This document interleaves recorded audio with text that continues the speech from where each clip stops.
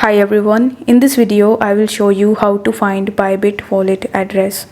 For that you need to launch your Bybit mobile application and then you need to tap on your profile icon in the top left hand corner of the screen.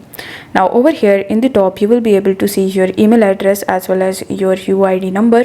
So you can basically use this UID number in order to make transfers from Bybit to Bybit. So basically this can be a work as your wallet address. Now if you want to find the wallet address of any particular cryptocurrencies, then you need to come back to the home page again and tap on the assets tab in the bottom right hand corner of the screen. After that, tap on deposit and here you need to select the deposit crypto option.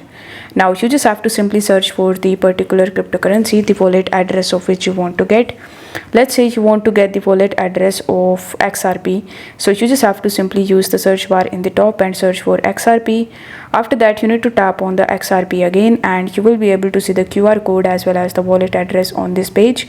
So you can copy that address from here and you can use that in order to receive your cryptos into your Bybit account.